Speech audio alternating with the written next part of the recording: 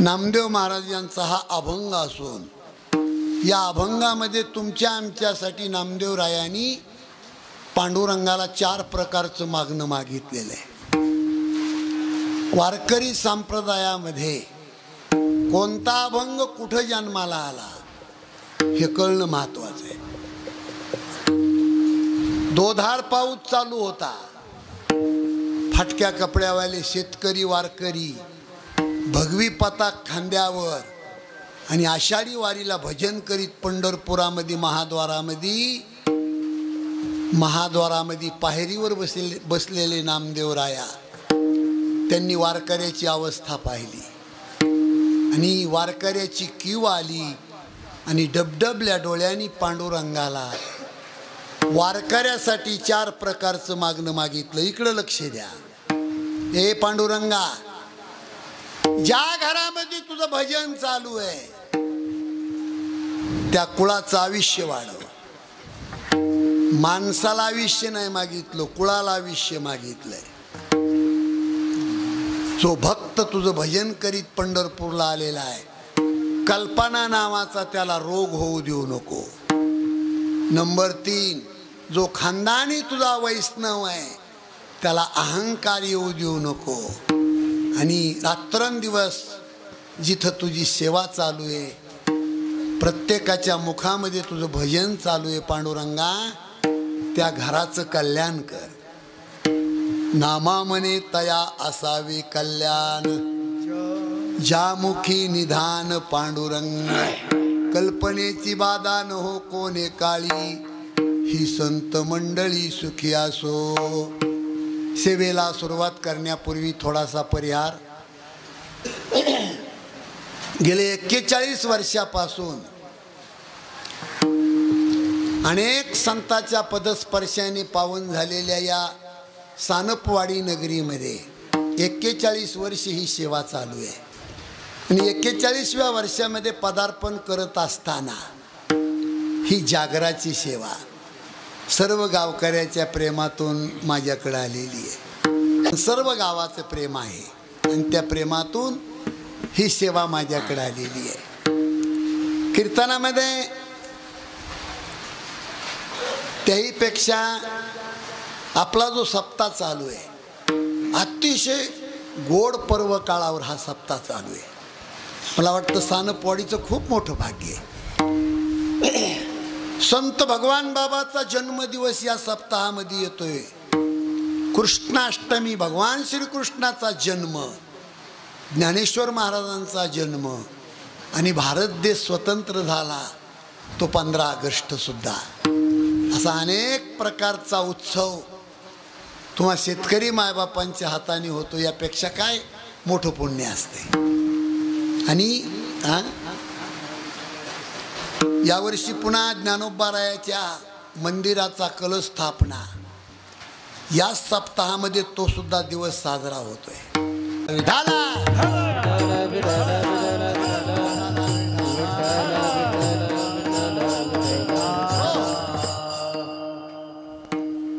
खूप महत्वाचा मुद्दा, इकडे लक्ष द्या. पहिला मुद्दा आहे तुमच्या समोर. माणसाच्या जातीला महाराज मरण नाही. याचा अर्थ माणसं जगत असतात असा नाही. जन्माला आला माणूस त्याचं मरण पक्का आहे. कोणताही माणूस या मंडपमध्ये विकू नको मला, ट्रबल आणि बेस पाहिजे. छान आहे, आवाज वाढवू नका, मस्त सिस्टीम आहे. नंबर 1, त्या बिचाऱ्याला धीर येतो ना, आणि कालवा केल्यावर घाबरतो माणूस. नंबर 1 सिस्टीम आहे. इकडं लक्ष द्या. या मंडप मध्ये बसलेल्या माणसाला माझी विनंती आहे, करोडो रुपयाचे तुम्ही मालक होऊ शकता, पण 2 गोष्टी तुमच्या जीवनातल्या तुम्ही टाळू शकत नाही. ही जीवनात कधी विसरू नका. आवाज थोडा द्या. कोणत्या 2 गोष्टी? स्वतःचा रोग आणि स्वतःचं मरण. गदी मांडगुळकरांची रचना आहे, गायलंय सुधीर फडक्यांनी. सुंदर गीत आहे. जरा मरण यातून सुटला, जरा म्हणजे रोग, जरा मरण यातून सुटला, कोण प्राणी जात, दुःख मुक्त जगला का रे कुणी जीवनात, वियोगार्थ मिलन होते नेम हा जगाचा, पराधीन आहे जगती पुत्र मानवाचा, दोष ना कुणाचा. रचना कधी मांडगुळ करायची आहे. हो, काय रचना केली महाराज. कोणत्याही माणसाने या गोष्टी विसरू नये. एखादी अनमोल किमतीची वस्तू आपल्या जीवनामध्ये प्राप्त होते, ती एक दिवस आपल्याला सोडण्यासाठीच. खरं सांगा, इमानदारीनं देवाच्या दारात बसलोय आपण. स्वर्गीय गोपीनाथराव मुंडे साहेबासारखी अनमोल वस्तू भगवंतांनी आपल्याला दिली होती, पण टिकली का? टिकली? पराधीन आहे जगती पुत्र मानवाचा, दोष ना कुणाचा. महाराज, आम्ही प्रतापगडाच्या पायथ्याला एका हॉटेलमध्ये जेवण केलं आणि बिल देण्यासाठी काउंटरवर गेलो. इकडे लक्ष द्या, प्लास्टिक वाजत आहे तिकडे, इकडे लक्ष द्या. प्रतापगडाच्या पायथ्याला जेवलो आम्ही आणि बिल देण्यासाठी काउंटरवर गेलो. तो माझा पोशाख पाहून मालकाने विचारलं, कुठले आपण? मी म्हणलं, साहेब बीड परळी भागातले आम्ही. महाराज पटकन काउंटर सोडलं आणि बाहेर येऊन गुडघे टिकून ती व्यक्ती माझ्या पाया पडते. म्हणे, महाराज बिल नको तुमचं, हे जे माझं वैभव आहे माझ्या हॉटेलचं, ही फक्त माझ्यावर मुंडे साहेबाची कृपा आहे. भाकर खाण्यासाठी आम्ही महाग होतो, पण राजा करून टाकला आम्हाला स्वर्गीय गोपीनाथराव मुंडे साहेबांनी. अशी कितीतरी माणसं असतील महाराज, कितीतरी माणसं. ज्या माणसाच्या अंगाला हात लावला त्या माणसाने सोन्याचे घरं बांधले, सोन्याचे घर. अनमोल रत्न तुमच्या आमच्यासाठी दिलं होतं. म्हणून कधी कधी स्वर्गीय गोपीनाथराव मुंडे साहेबावर आम्ही क्लिप तयार केली. शेतकऱ्याच्या हितासाठी संघर्ष करूनी जीवनात, वाघासारी का झुंजला परळीचा गोपीनाथ. दिल्लीच्या दरबारी आवाज घुमतो नाथाचा, मोडणार पण वाकणार नाही भक्त भगवान बाबाचा. शेतकऱ्यासाठी जगला परळीचा गोपीनाथ, नाही देवाला राहावलं घेऊन गेले वैकुंठात. आजही महाराज दर्या खोऱ्यामध्ये एखादा शेतकरी आऊत आणतोय आणि पश्चिमेकडून पूर्वेकडे हेलिकॉप्टर चाललं तर आऊत उभा करून रडतोय. त्याची भावना आहे की नक्की या हेलिकॉप्टरमध्ये आजही गोपीनाथराव मुंडे असतील. शेतकरी रडतोय महाराज. हजारो नेते जन्माला येतील आणि हजारो मरतील, पण स्वर्गीय गोपीनाथराव मुंडे साहेबाची सर नाही कोणी करू शकत. दिसणं तसंच, बोलणं तसंच, राहणं तसंच, वागणं तसंच. तुम्हाला एक सांगू मी, चौकात उभा राहून खाटकन माणूस बोलतो, तो का बोलतो तो कुणाचा मिंदा नसतो. मला वाटतं मराठी कळत नाही ना इकडं. मिंदा माणूस कधी बोलू शकत नाही महाराज.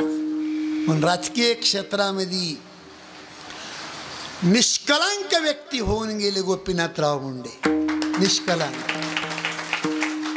आता कितीही नेते झ्यालामध्ये जातात, महागारी येतात, अष्टगंध येतात, मोकार बोलत येत, चव नाही त्याला. काय चव आहे महाराज त्या जागण्याला? म्हणून चंद्र सूर्य आहे तोपर्यंत मरण नाही. पण एक लक्षात ठेवा तुम्ही, माणसाला मरण आहे, कुळाला मरण नाही. स्वर्गीय गोपीनाथराव मुंडे यांचं कुळ चंद्र सूर्य आहे तोपर्यंत अमर आहे. म्हणून माणसाने असं जगावं महाराज की जेणेकरून आपल्या घराला धप्पा लागू नये. मी हमेशा सांगतोय, कपड्याचा डाग धुवून काढायला साबण मिळती. कीर्तनामध्ये कानं उघडे करून ऐका. मजुरी करून जीवन जगायची पाळी आली तरी चालेल, चोऱ्या करून श्रीमंत होण्यात काही मतलब नसतोय. कपड्याला पडलेला डाग धुवून काढायला साबण मिळती दादा. कलंक धुवून काढायची साबण पैदा नाही झाली, कधी पैदा होणार नाही, लक्षात ठेवा. आमच्या मीराबाईच्या अभंगामध्ये अनुप जलोटांनी गायले सुंदर गीत आहे. जल से पतला कौन है, कौन भूमि से भारी, कौन आगन से तेज है, कौन काजल से काली. पाण्यापेक्षा पातळ वस्तू कोणती? जमिनीपेक्षा वजनदार काय? अग्नीपेक्षा तेज कशात जास्त आहे? आणि काजळापेक्षा काळी वस्तू कोणती? 4 प्रश्न आहेत आपल्या समोर. जल से पतला कौन है, कौन भूमि से भारी, कौन आगन से तेज है, कौन काजल से काली. काय गोड उत्तर आहे महाराज त्याचं. जल से पतला ज्ञान है, पाप भूमि से भारी, क्रोध आगन से तेज है, कलंक काजल से काली. संत भगवान बाबाला कलंक लावण्याचा प्रयत्न केला समाजाने. त्याचं कारण सांगतो. सगळ्यात मोठा जर तुमच्या आमच्यात रोग कोणचा असेल, एखाद्याचं बरं चाललंय ते आपल्याला पटत नाही, ह्यो रोग आहे. मराठी कळत नाही ना इकडे. शेजाऱ्याचं घर आनंदानं जगत आहे, पण आपल्या पोटात त्याचा गोळा उठल्याशिवाय राहत नाही. आणि जोपर्यंत आपल्या पोटातला गोळा बंद होत नाही तोपर्यंत आपलं भलं होत नाही, लक्षात ठेवा. दिसायला देखणे होते संत भगवान बाबा. संत भगवान बाबा दिसायला कसे होते असा जर कुणी प्रश्न विचारला, माझ्या बोलण्याकडे लक्ष आहे तुमचं माऊली दादा. जुन्या माणसाला संत भगवान बाबा कसे होते एवढा प्रश्न जर विचारला तुम्ही, तो माणूस लगेच मान खाली घालून रडतो. उत्तर देता येत नाही त्या माणसाला. तो माणूस म्हणू शकत नाही भगवान बाबा पिवळे होते, गोरे होते, भोरे होते, काळे होते. एकच वाक्य वापरू शकतो तो माणूस. काय वाक्य वापरतो? काय सांगावं महाराज, कसे होते भगवान बाबा. आणि ते देखणे पण लोकांना आवडलं नाही त्या काळात. एका माऊलीची चोळी त्यांच्या उशाला ठेवली, पण तो कलंक लागू नये म्हणून ज्याच्यामुळं समाज आपल्याला दोष देतोय ते संत भगवान बाबांनी नारायणगड सोडतानाच डोंगरातून शिंपलेदार गारगुट आणली होती सोबत. शिंपलेदार गारगुट. खांब्या लिंब्याला मी 5 रामकथा केल्या. संत भगवान बाबाच्या सोबत बहिर्दिशाचं नाटक करून बाबा गेले. डबा घेऊन बाबाच्या सोबत जाणारा माणूस आत्ता मेलाय. वेळ लागलं त्याला. ज्या इंद्रियामुळं समाज आपल्याला दोष देतो ते इंद्रिय संत भगवान बाबांनी कायमचं नष्ट केलं. आणि हा साधू खूप पवित्र आहे हे माणसाने सांगायची गरज नाही. पांडुरंगाची आवडती वस्तू तुळस जगामध्ये पवित्र, तिने साक्ष्या दिली. तुळसी उगवल्या रक्त सांडियले जेथे, धावोनी आले देव दिले अभय तेथे. आरती भगवान बाबा चिदानंदाचा गावा, वैराग्य मूर्तिमंत दिशे शांतीची शोभा. 2000 मंदिर बांधलेत सध्या महाराष्ट्रात संत भगवान बाबाची.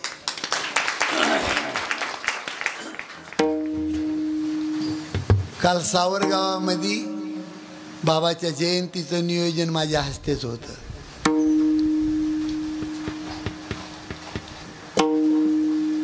संत भगवान बाबा मंदिरात वर्गणी मागण्यासाठी आले. एक म्हातारा शेतकरी असा माणूस लगेच बाबाच्या जवळ येऊन बाबाचं दर्शन घेतलं आणि बाबा त्या व्यक्तीला म्हणले, रामभाऊ, मी मंदिरावर येऊन बसलो म्हणजे वर्गणीसाठी आलो. बाबा ठीक आहे.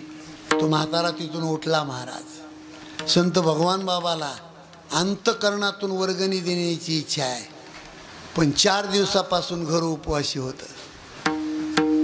रडून सांगितलं काल त्यानं मला, कुठलं वाचलेलं नाही सांगत. हे पितळाचा हंडा होता घरामध्ये, एवढा पितळाचा हंडा.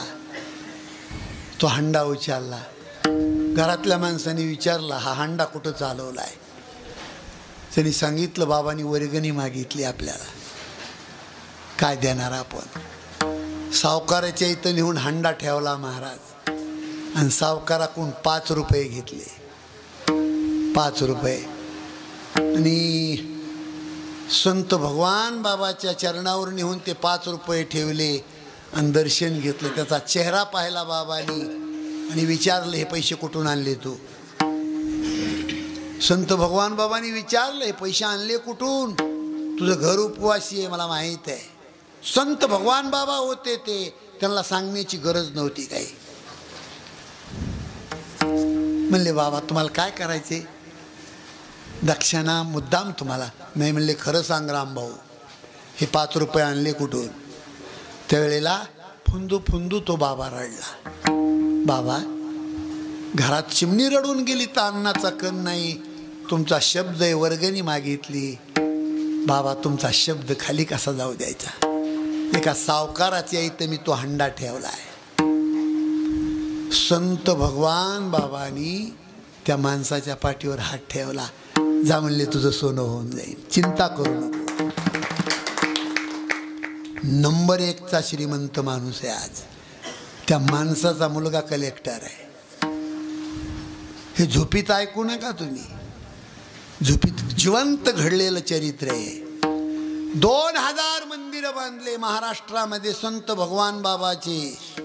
2000. चंद्र सूर्य आहे तोपर्यंत ती कीर्ती अमर आहे. संत भगवान बाबाच्या कुळाला मरण नाही. नामदेव महाराजांनी या अभंगामध्ये मागणी मागितली की पांडुरंगा अशी क्रांती कर, जो तुझा साधक आहे, वैष्णव आहे, ज्या कुळामध्ये तुझं भजन चालू आहे, त्या कुळाची क्रांती करून टाक. हे अभंगाचं पहिलं चरण. अकल्प आयुष्य पावेत या कुळा. अकल्प आयुष्य पावेत या कुळा. अकल्प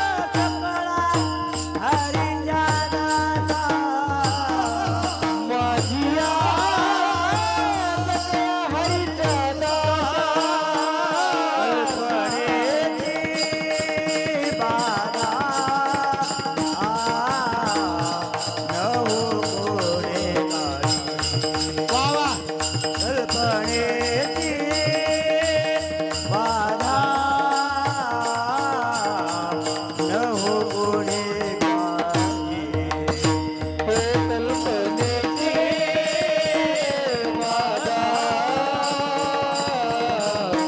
हो कोणी काढी कल्पनेची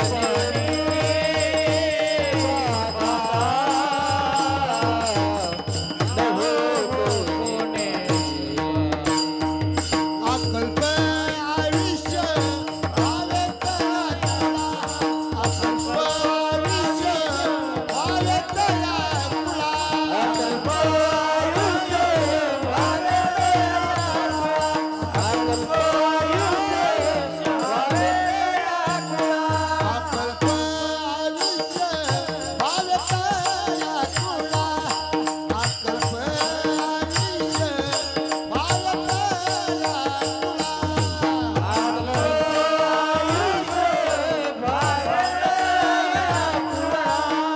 अकल्प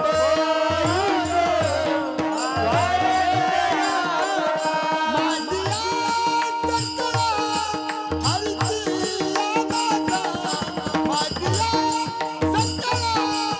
भावे कल्पनेची बाधा नको काही कल्पनेची बाधा नको काही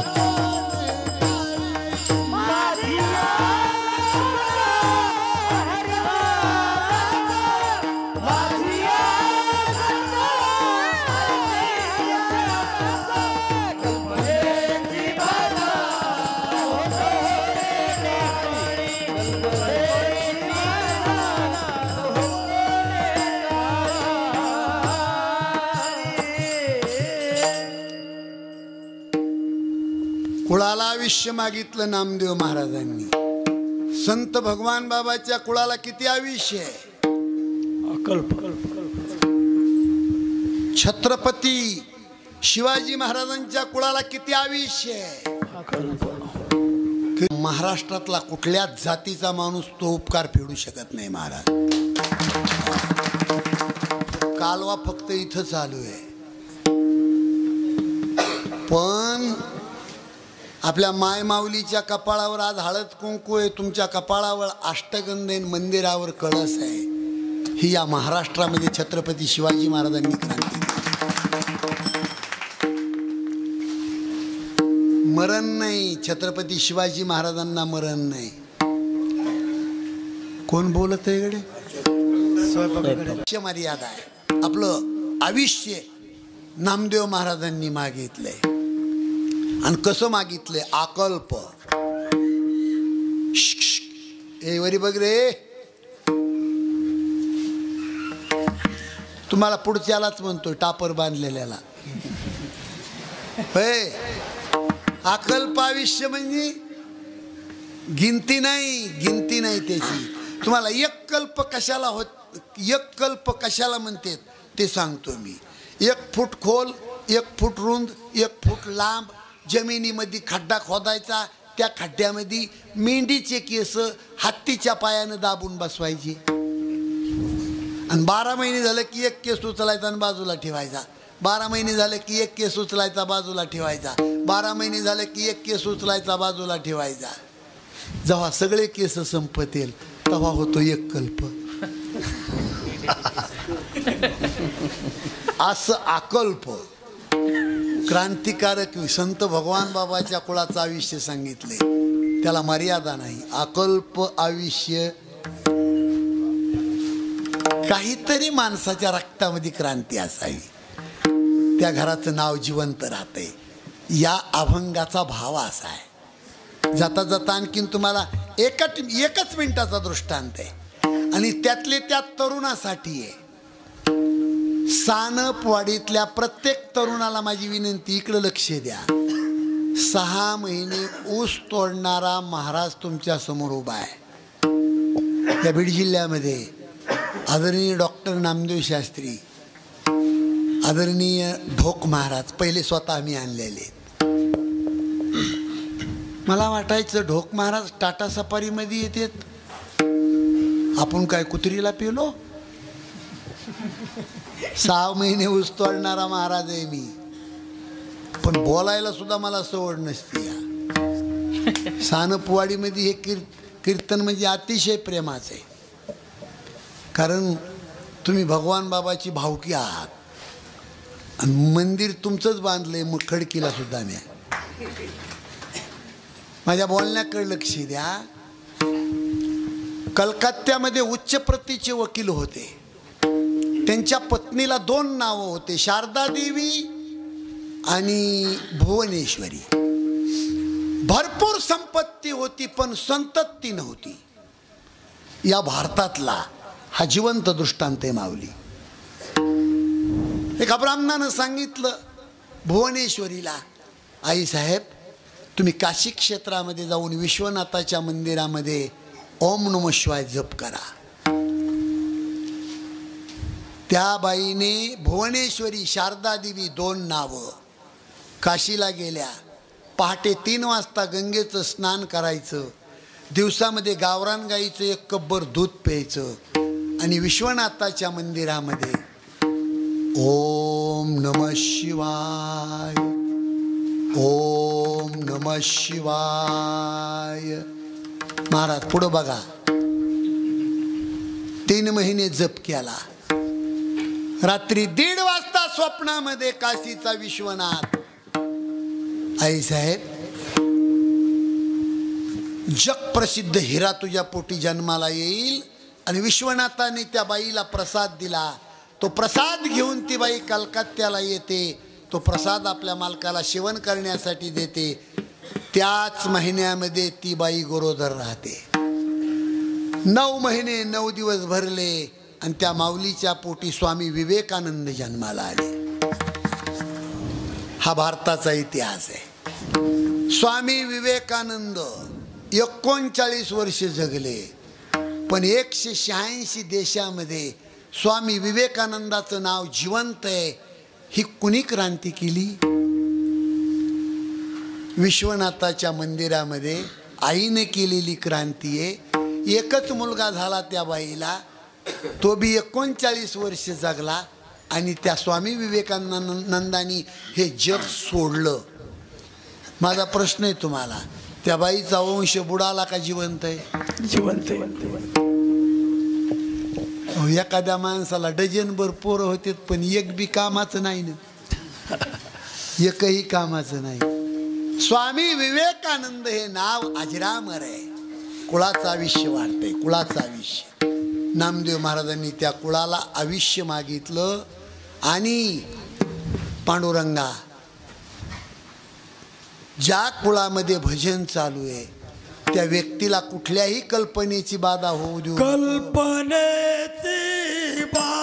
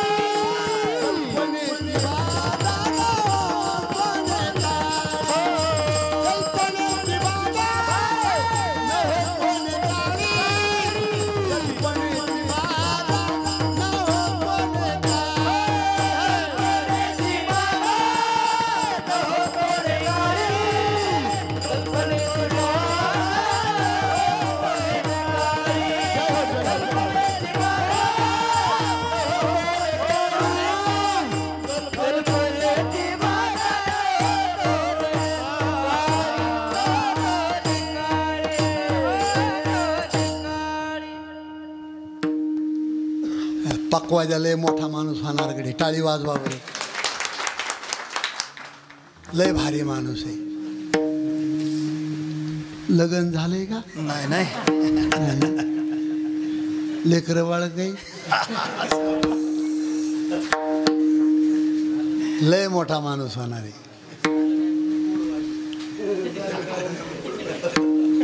इकडे लक्ष द्या महाराज. कॅन्सर सारखा रोग बरा होऊ शकतो. माझ्या बोलण्याकडे लक्ष द्या बरं तुम्ही.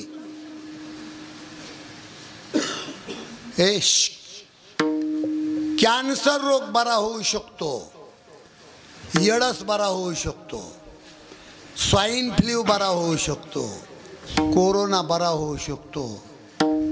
पण एखाद्या माणसाला कल्पना नावाचा रोग जर लागला तो माणूस बर्बाद, त्याचं घर उद्ध्वस्त होऊ शकतं. शहाणे माणसं आहेत, बुद्धिमान माणसं आहेत. तुम्ही कीर्तनातलं एक एक वाक्य घरी घेऊन जा. एक शब्द तुम्हाला फालतू बोलत नाही. आणि कोणत्याही कीर्तनकारांनी नारदाच्या गादीवरून एक शब्द समाजात फालतू बोलू नये. एक शब्द जर फालतू बोलला कीर्तनकार तर समाज चुकीच्या दिशेने जाणार. कल्पना नावाचा रोग इतका वाईट आहे, इतका वाईट आहे. जेलमध्ये पोलीस अधिकाऱ्यांनी कैद्याला सांगितलं, सकाळी तुझे हातपाय बांधले जातील, डोळे बांधले जातील आणि तुझ्या गुडघ्याच्या खालून पिंढरीला कोब्रा जातीचा साप ढसणार आणि तिथं तुझा मृत्यू होणार. जेलमध्ये पोलीस अधिकाऱ्यांनी त्या कैदी माणसाला कल्पना दिली, उद्या तुझं असं होणार. दुसऱ्या दिवशी 10 वाजता जेल उघडला. तो कैद खाण्यातला माणूस पोलीस लोकांनी बाहेर घेतला. त्याचे हातपाय बांधले, डोळे बांधले आणि गुडघ्याच्या खालून त्याला टाचकून टाचणी टोचवली. ते पटकन मेलं. कल्पना. कशाने मेलं? कल्पने. टाचणीने मेलं नाही, कल्पनेने मेलं. मेला माणूस. कल्पना किती वाईट आहे त्याच्यावर बोलतोय मी तुम्हाला. अहो मेला नाही, दवाखान्यात नेऊन त्याचं पोस्टमास्टम केलं, शरीर फाडलं, शरीरामध्ये कोब्रा जातीच्या सापाचं विषच निघालं. एवढी कल्पना वाईट आहे. म्हणून एकनाथ महाराजांनी हरिपाठामध्ये वाक्य लिहून ठेवलंय, कल्पनेपासोनी कल्पिला जो ठेवा, तेने पडे गोवा नेने हरी. मला साखर झाली, मला बीपी झाली. अख्ख्या घरामध्ये बायाचा बी त्योच हांबळा आणि लेकराचा बी त्योच हांबळा. त्यांना साखर झाली, त्यांना बीपी झाली. अरे देवाचं नाव घ्यान तोंडाने. आम्हाला साखर झाली, आम्हाला बीपी झाली, आम्हाला साखर झाली हे वर्णन करू करू कल्पना वाढवून ठेवली. त्याची गाठ बनली महाराज. रोगाने मेला नाही माणूस, कल्पनाने मेला. मला हे रोग झाला. म्हणून कल्पना, संशय, निंदा हे शब्द जवळ जवळ जवळ एकामेकाचे मावस भाऊ इथे. कारण माणसाला इतकी घाण सवय असती, भाकरी खाणार घरच्या आणि हिलानी माळ लोकाला नाव ठेवणार. मला कीर्तनात विनंती करायची, दुसऱ्याला नाव ठेवण्यापेक्षा तू किती शहाणा हे तपास की. भोपाळीमध्ये आमच्या तुकाराम महाराजांनी एक प्रमाण लिहून ठेवले, काकड्याच्या भोपाळीत. काकडा म्हणणारे मरायच्या मागे आले पण त्याचा अर्थच लागाना. काकड्याच्या भोपाळीत गुणवंत केलो दोष जाणायासाठी, गुणवंत केलो दोष जाणायासाठी, माझे मज पोटी बळकट दुषण, माझे मन पोटी बळकट दुषण,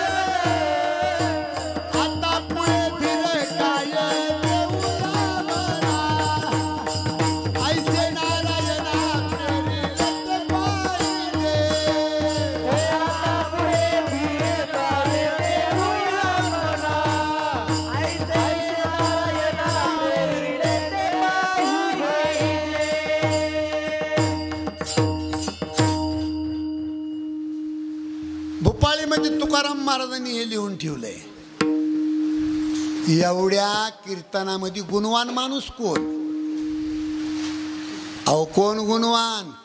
जो दोष तपासतो तो गुणवान. पण कुणाचे? स्वतःचे. कारण तुकोबारायांनी उत्तरार्धामध्ये लिहून ठेवलंय, माझे दोष मी तपासायला गेलो म्हणले, ती दोष माझ्यातच निघाला. माझे मज पोटी बळकट दूषण. काय काकड्याचा अर्थ आहे. अर्थासहित काकड्याचं जर भजन केलं एखाद्या माणसाने तर लक्षात येईन तुमच्या काय भानगड आहे. एका एका चरणाचा अर्थ समुद्र आहे एवढा मोठा आहे. म्हणून ज्या बी माणसाला सानपवाडीमध्ये, इकडे लक्ष द्या, ज्या माणसाला सानपवाडीमध्ये मोठं व्हायचंय त्या माणसानं दुसऱ्याची घाण नाही काढायची, आपली घाण काढायची. आपली घाण ज्या दिवशी तुम्ही काढताल त्या दिवशी रस्त्याने चालणारी माणसं तुमच्या चरणावर झुकतील. घाण आपली काढली पाहिजे माणसाने. म्हणून कल्पना नावाचा जो रोग आहे तो माणसाला संपवणार आहे. संशय नावाचा रोग, नामदेव महाराज म्हणले तुझ्या भक्ताला हा रोग होऊ देऊ नको. कल्पनेची बाधा न हो कोणे काळी ही संत मंडळी. आणि तिसऱ्या चरणामध्ये नामदेव महाराजांनी वर्णन केले, अहंकार माझ्या भक्ताला येऊ देऊ नको. अहंकाराचा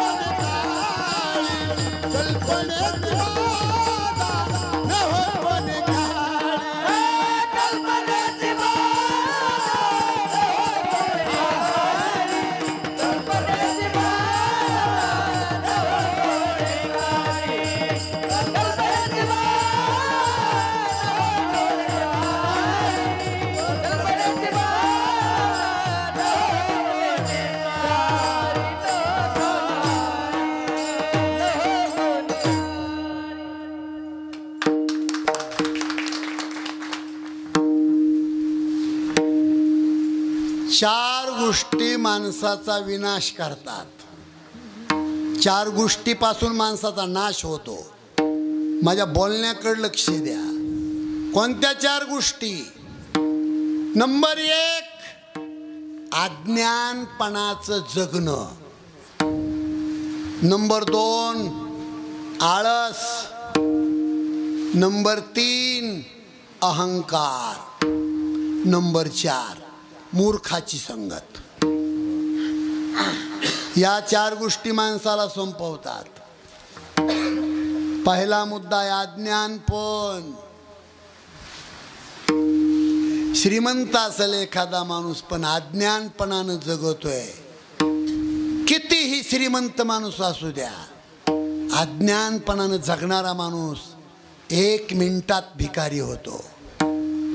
शहाणे माणसे, तुम्ही माझ्या बोलण्याकडे लक्ष द्या. पुणे मुंबई जुना हवे काहणे फाटा म्हणून रामकथा केली मी. मला वाटतंय अंदाजा 10 वर्ष झालं. अफाट श्रीमंत माणूस, 2 मंगल कार्यालय, 70 टिपर वाळूचं चलत होतं त्याचं. पण म्हातारा झाल्यावर त्याला मुलगा झाला होता. 20 वर्षाचा मुलगा. 10 वर्षाच्या पूर्वी 4.5 लाख रुपयाची चैन त्या मुलाच्या गळ्यामध्ये होती. 20 वर्षाचा मुलगा. रात्रीच्या 1 वाजता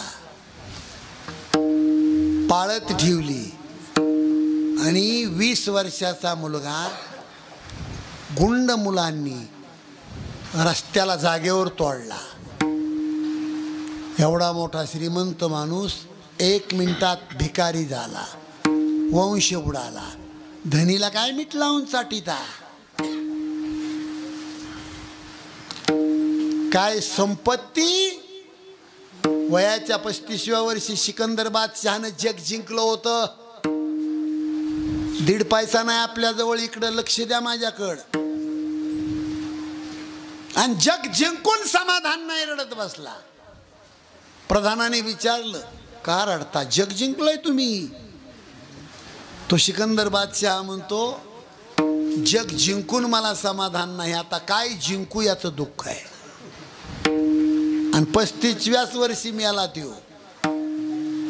पण मरताना सिकंदर बादशहानी लोकाला संदेश दिला होता की मी मेल्यावर माझे हात तटकीमध्ये गुंतू नका, रिकामी सोडा. कारण लोकांना मला संदेश द्यायचा आहे. बसा. ओ, सिकंदर बादशहानं सांगितलं मरायच्या अगोदर, मी मेल्यावर माझे हात तटकीत गुंतू नका, मला लोकांना संदेश द्यायचा आहे. रिकाम्या हाताने आलो, रिकाम्याच हाताने गेलो. जग जिंकून सुद्धा माझा काही कवडीचा फायदा नाही झाला.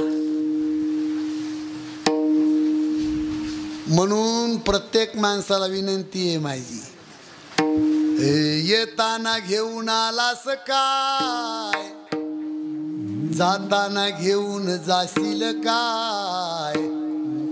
नको अभिमान धरू भल्या मानसा, ही तुझी धन दौलत, ही तुझी शेतबाडी. जाताना येथेच राहील दादा, तुझ्या जीवनाची रे बैल जोडी. संताच्या सज्जनाचे नको अवमान करू भल्या मानसा. येताना घेऊन आलास काय, जाताना घेऊन जाशील काय. नको अभिमान धरू भल्या मानसा. हे बा, मरण प्रत्येक माणसाला आहे गडे, पण माणसाला मरण असं यावं की हसत मरण यावं. हसत मरण यावं. आणि हसत मरण येण्यासाठी जिंदगीभर चांगलं वागावं लागतंय. मरताना चांगली पावती खिशामध्ये लागते आणि मग म्हणता येते, याजसाठी केला होता अट्टहास, झोप आली तुम्हाला. चष्म्याच्या आतल्या